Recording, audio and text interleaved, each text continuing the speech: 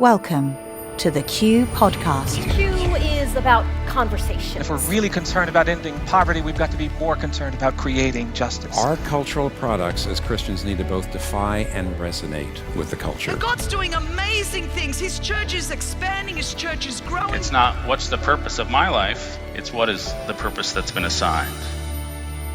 Stay curious, think well, advance good. This is Q.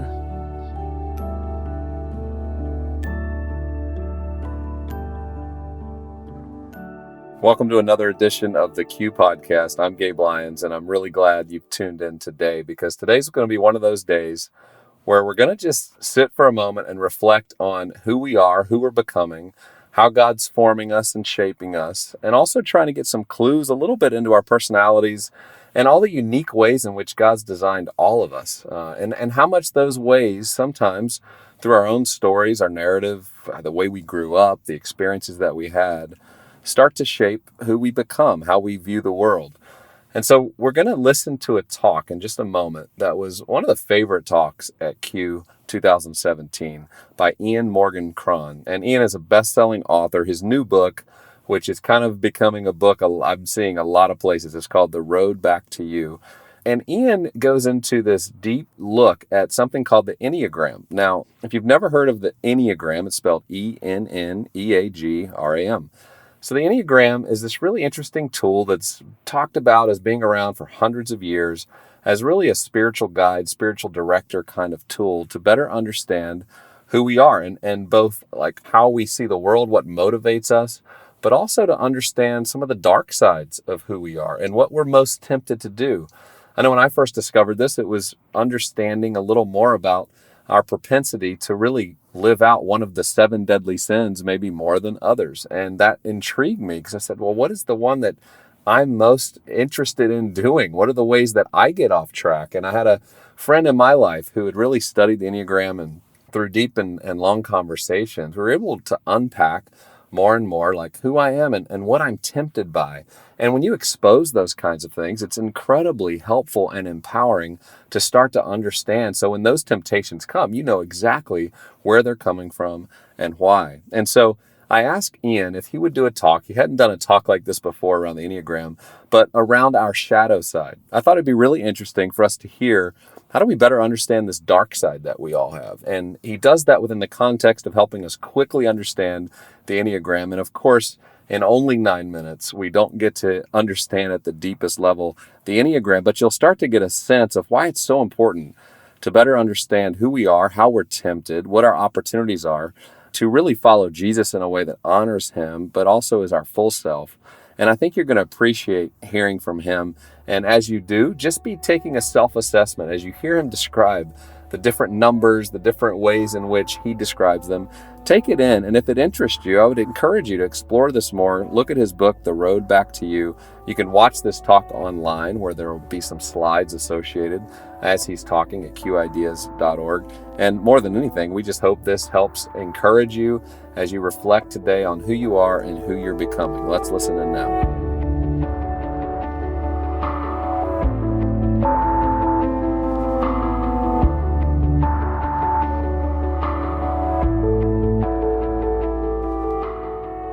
So one Saturday morning, my cell phone rang at 7 a.m. And there is only one person on this planet who calls me at that ungodly hour, and that's my mother. Now, by way of context, my mother is 89 years old. For 75 of those years, she has smoked a pack of Pall Malls every single day.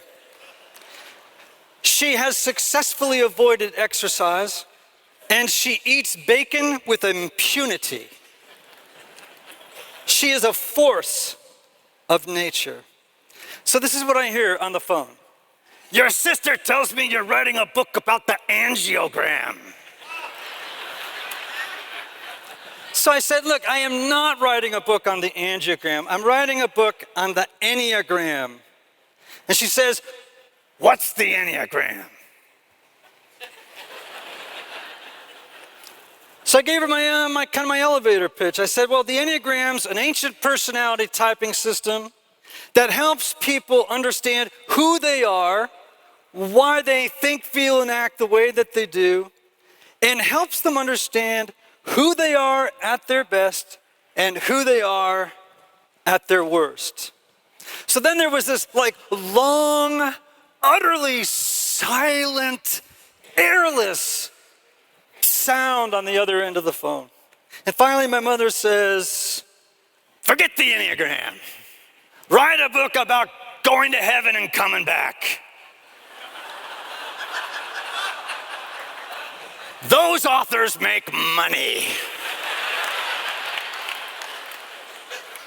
So my mom's suggestion that I forgo writing a book about the Enneagram made me really begin to question doing it. I mean, what possible reason could a sane human being come up with for writing a book about an old personality typing system whose name sounds suspiciously like the pentagram?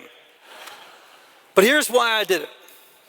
For centuries, great Christian teachers have insisted that we cannot really know God until we first know ourselves. Now, that's a radical idea. Augustine prayed, "Lord, let me know myself that I may know thee."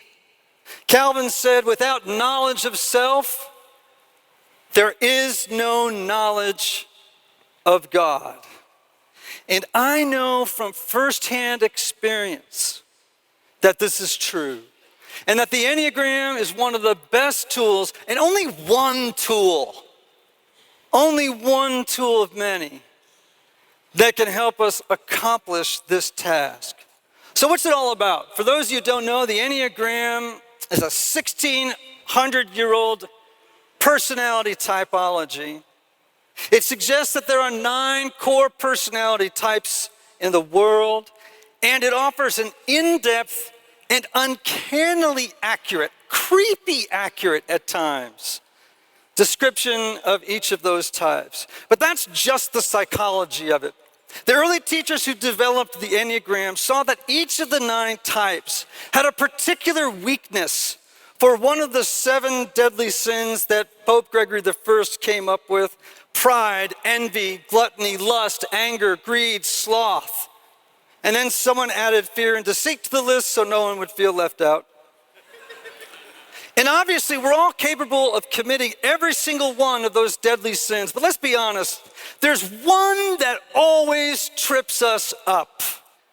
Always one. Take an inventory of all of your little and not so little moral failures over the course of your lifetime, and you'll recognize a very uncreative pattern.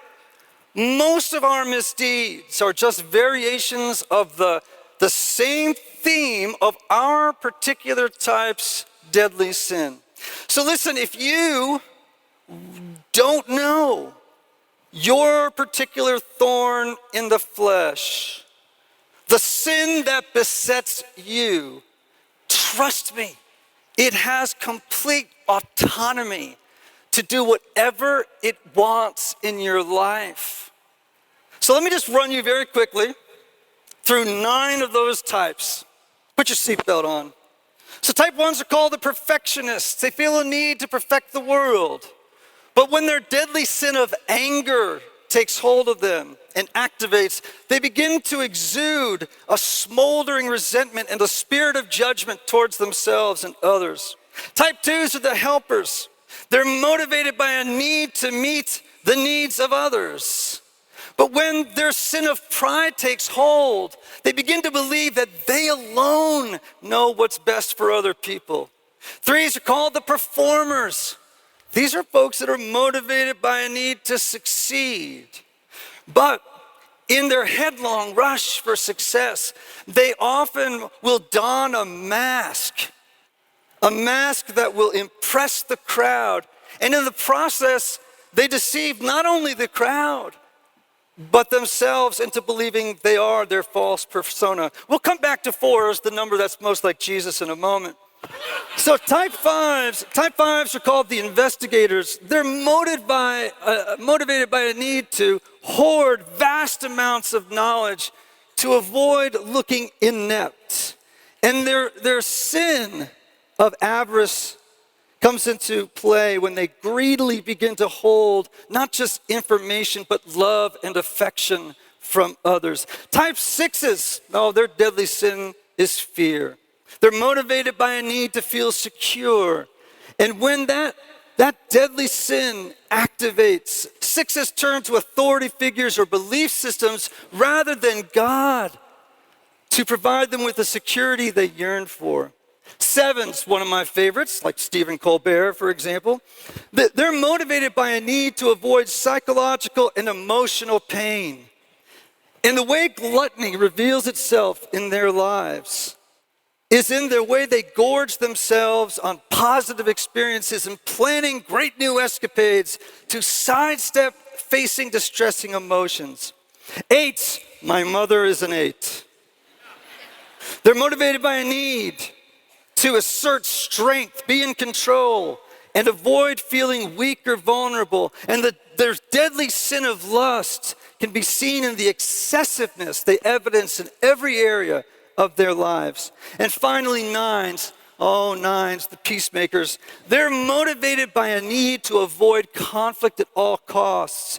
And their sin of sloth doesn't refer to physical laziness, but spiritual laziness. They avoid asserting themselves, developing themselves, and becoming their own person. Now, I am a 4. We are the individualists. We have a need to feel special and unique. If you've ever seen the movie Wuthering Heights, there's a scene where Catherine and Heathcliff, the main characters, they've got their noses pressed against the glass. And they're looking in on a party going on at their neighbor's house. And from the plaintive expressions on their faces, you know as they're looking in, they're saying to themselves, why can I not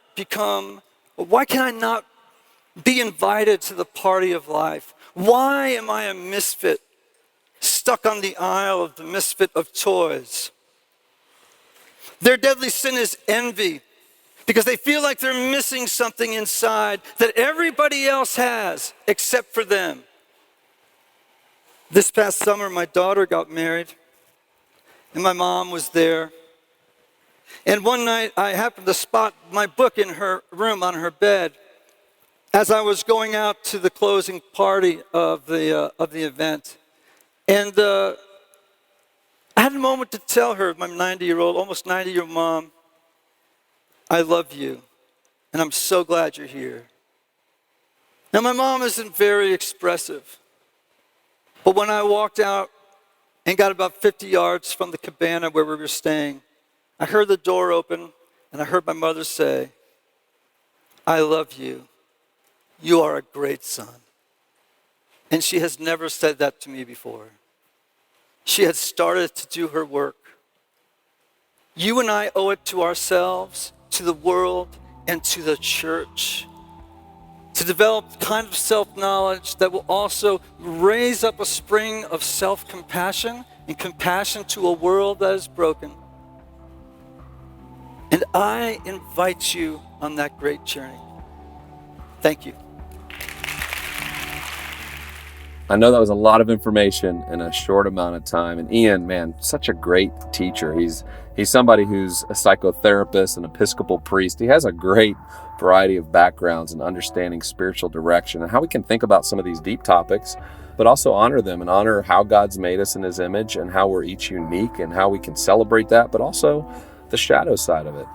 He has other books like Chasing Francis, a spiritual memoir.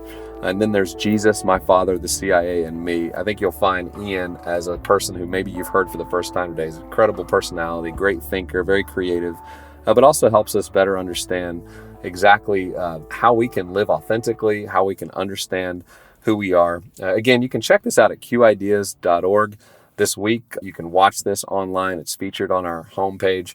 But more than anything, we hope you're having a great summer. Hope you're enjoying good time with family and friends and taking that time, that extra time in the summer, maybe when things get a little slower, to read, reflect, think about how you're charting your fall. Think about how you're looking at the next year and all the ways in which you want God to work through you and for you to be all that he's created you to be. So until next time, I hope you have a wonderful week.